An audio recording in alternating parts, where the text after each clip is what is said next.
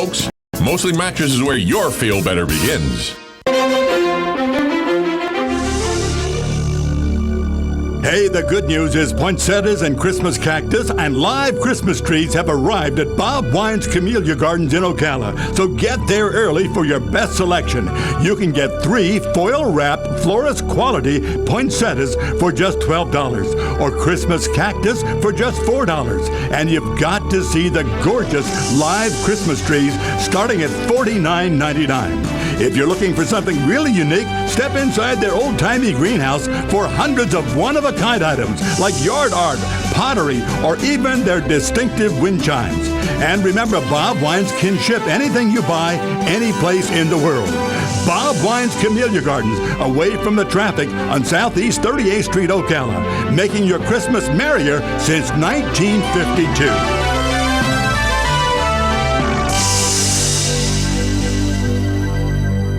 Broadcasting from the Paddock Mall Studios, this is WOCA, Ocala, Gainesville, The Villages, 1370 AM, 96.3 FM, The Source.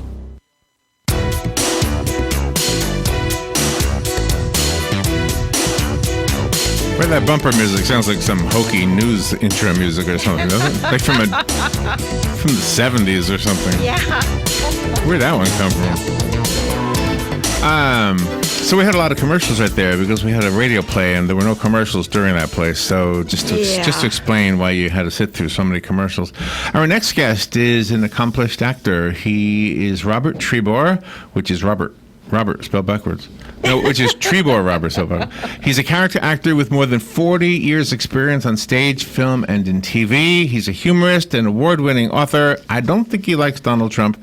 And he's written a book called The Haircut Who Would Be King. So now, just with the title, you probably got what understand why I said that. Yeah. Good morning, Robert Trebor. Good morning. How are you? Thank you for having me on your show. Oh, you're welcome. Where are you? I'm in Los Angeles. How's the 3 weather? hours earlier. I got up early just to be with you guys. And I appreciate that. Thank you. Yeah.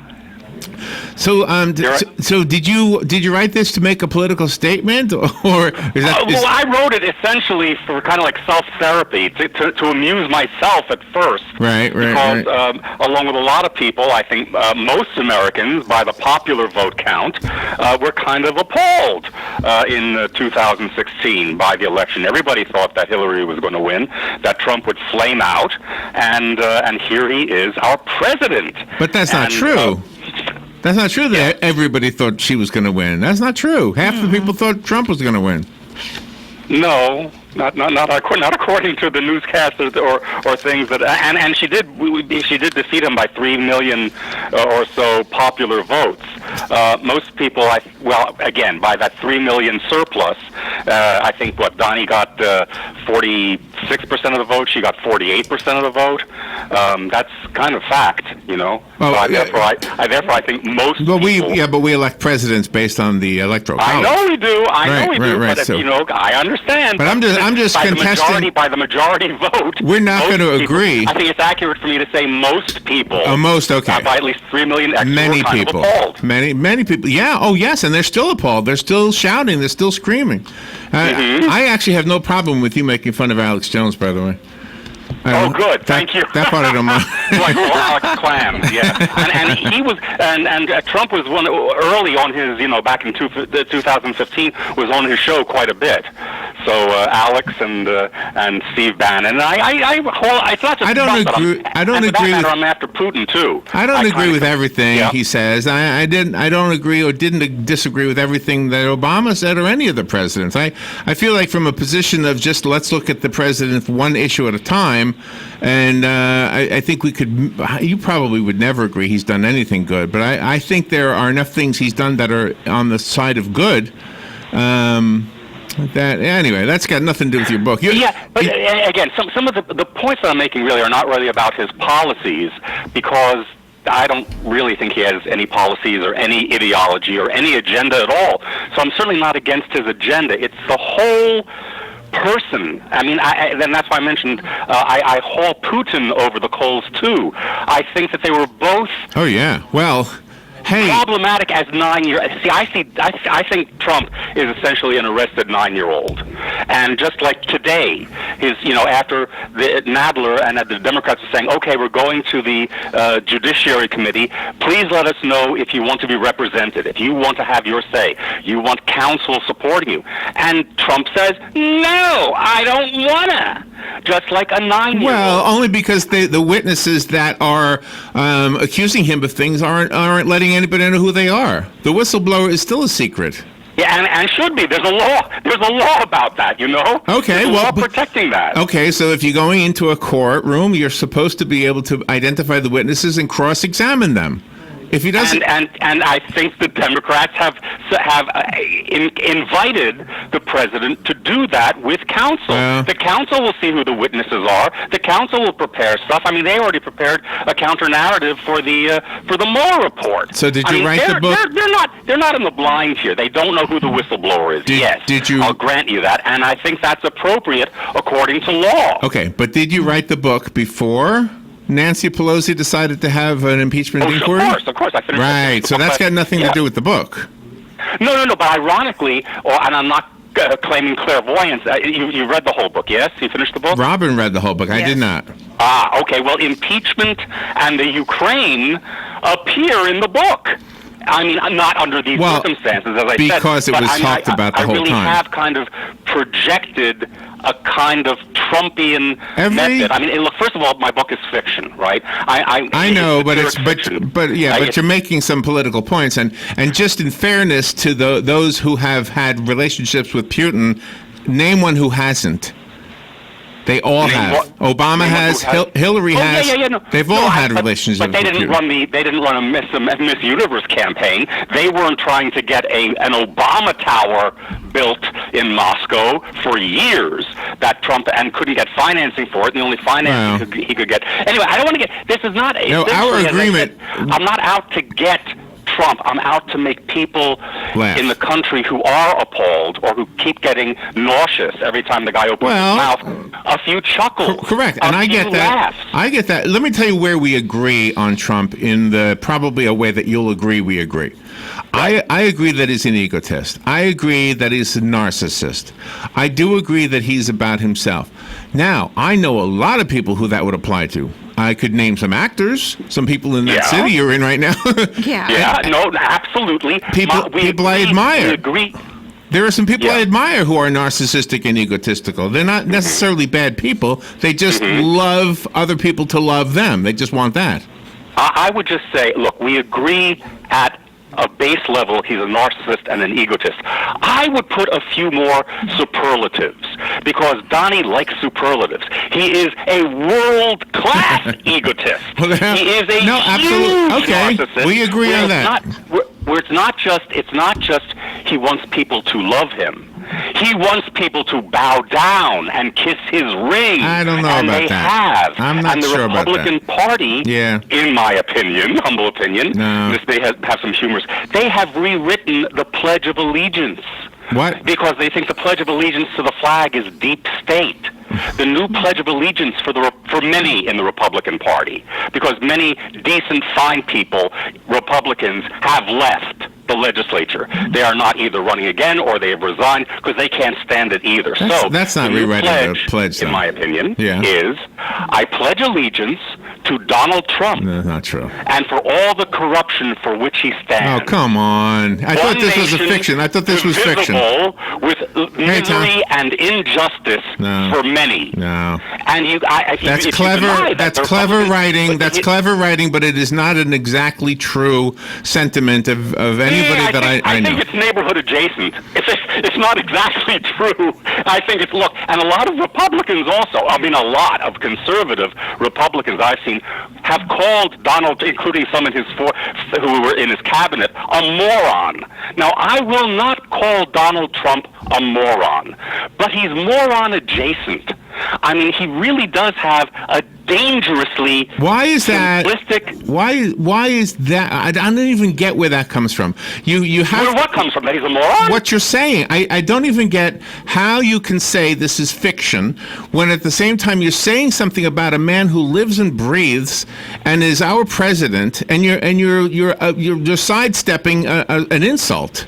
Well, you didn't really read the whole book. So I mean, it's fiction because it's a fictional narrative.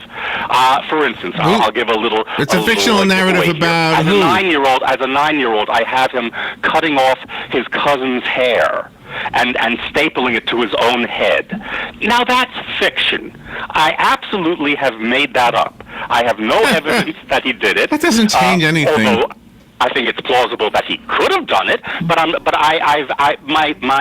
the drive through the narrative is entirely fiction. I mean, he goes on to Alex's show, and the stuff that Alex says is a little exaggerated. Right. It's Saturday Night Live. I did not record Alex Jones' comments and then plagiarize them for my book. I mean, I have invented a lot of stuff. What is your hope? What is your hope for the book? Let me ask you. My hope is that it sells. First, my hope is maybe Donnie will get hear of it and put me in a tweet. That would make my day. Yeah, I bet it would. Because I think that would, sell books. I want people to buy the book. So what is so wrong with that? Why is that? Wait a minute. As my publicist says, the acid indigestion. So why is that such a bad thing? Why is it so bad to want to create a product and have people like it and sell it and buy it? Why is that so bad? It's not bad at all. So then why? Of course, it depends on what the product is. So right? the product in the case of Donald Trump before he was President Trump was to build a hotel in Moscow. Why is that such a bad thing? Well, no. It's that he couldn't get financing because he's really a rotten businessman who lost over $1 billion trying to build stuff. The Taj Mahal, and it wasn't just the Taj Mahal that went bankrupt in Atlantic City. It was a domino that took down his entire Atlantic I know that story. City empire. You know that, right? I know that, and I want to ask you a question.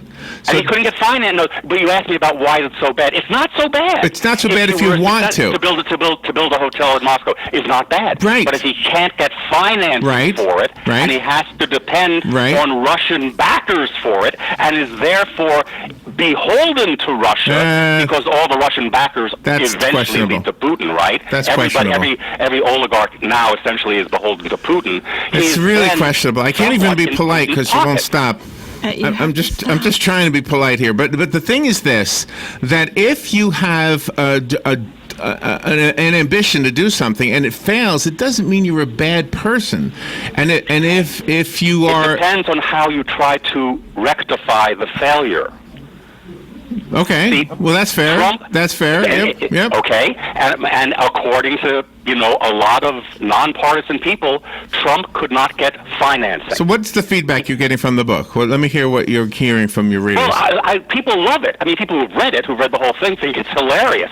And may I just put in a plug, since we are now in the beginning of December, it makes a terrific gift for Christmas, for Kwanzaa, for Hanukkah, for anything this season. If you have, and this is not just for liberals. I mean, I know some conservatives. I still have some conservative friends who have read the book and they say, I may disagree with your overall political arch, but it really is funny. And these times, aside from him being an exciting president, like what's he going to do next, people need to laugh. Look, I had, some people say, let Trump be Trump, which in my opinion is kind of like saying, and I'm sure you're going to love this, Larry, let cancer be cancer. We know what cancer does. Please. And look, cancer is not all bad. And I say that it is. You can die. I'm saying this as a cancer survivor. Come on. Cancer is not all bad. That is not even close. You lose weight effortlessly without dieting. That needs a rework. That joke needs a rework. That's not a good joke. Some people think it's pretty good. I know. There are some people who do think those kind of jokes are funny. Try cancer. What do you have to lose? Oh, my gosh.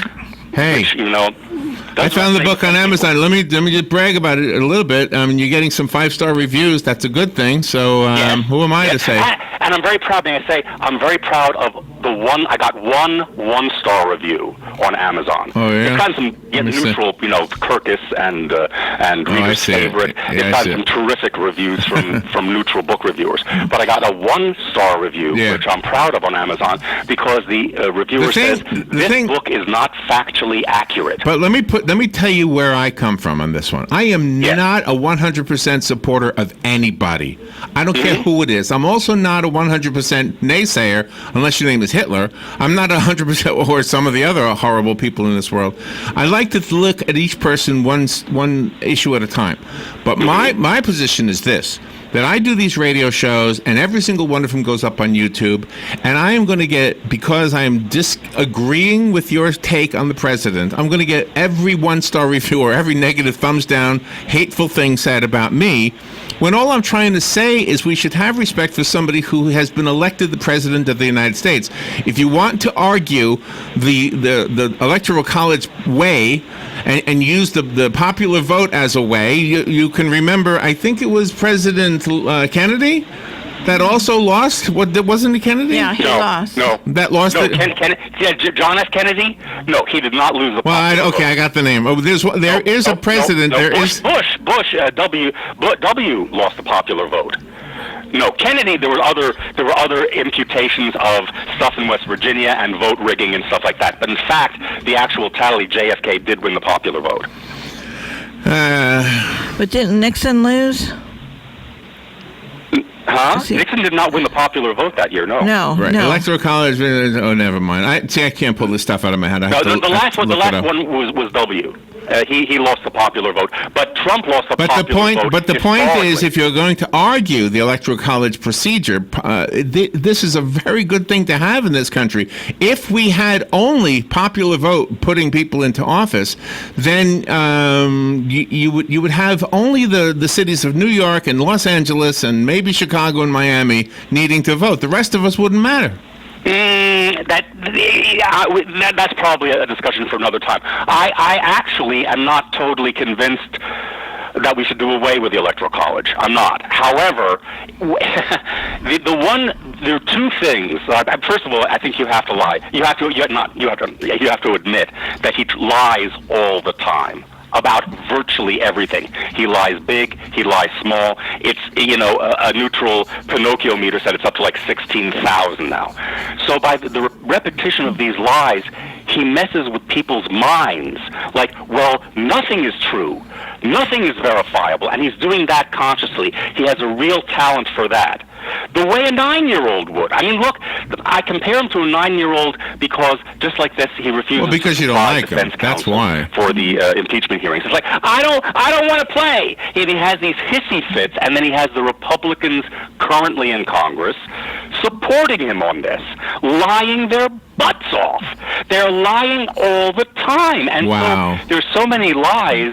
And again, I would like to get back to my book as a palliative, as an antidote for this, that you can actually start laughing a little bit. And I don't believe my book is a cartoon. I think the humor goes a little deeper than that. It's trying to make a point, like, a spoonful of sugar makes the medicine go down. Robert. My book is the sugar, and I believe there is medicine under there. Robert Trebor is our guest. His book is called The Haircut Who Would Be King. We don't agree, but I certainly don't mind people saying what they believe. That's why we have freedom of speech, and I don't mind allowing freedom of speech on the radio, even if we disagree. So I will take the last few minutes and just ask you to give us information on how we can get the book. Yes, thank you. And it's been a pleasure, Larry. Look, if you only talk to people you agree with, that's part of the bubble. That's where people just reinforce their own opinions. I think it's great. I spoke to another Fox News radio show in Bristol, Virginia, under the same auspices. But anyway, yes, The Haircut Who Would Be King is available everywhere online, on Amazon, on BarnesandNoble.com, on Kobo. If you just plug in The Haircut Who Would Be King. And I have a website that's going to go live in a couple of weeks. That's Robert Trebor, RobertTreb as in boy, .net. And you can get more information about that. And I think it would make a great Christmas gift for people who are really, acid indigestion by this presidency. Just so you know, this morning there was a news article that the president has asked scientists in this country and researchers to commit themselves to eradicating AIDS and HIV before the end of the decade. So, Yeah, just that so was you know. wonderful. Well, that's great. That is great. I don't think he's done anything good. I think that is a good statement. And if he follows through with it... He did this morning. He did it. Because he says a lot of things sometimes that if he's going to do gun background checks and he'll take the heat from the NRA and then never does. Well, that is a different argument for sure. Yeah. Hey, Robert, thank you. I don't know if you celebrate the holidays, but have good ones, whatever you celebrate. I will. Thank you too, you and yours, and all your listeners. Let's all be safe and healthy for the coming new year. Absolutely. Thank you so much. You too. All right, we'll be right back. Christmas.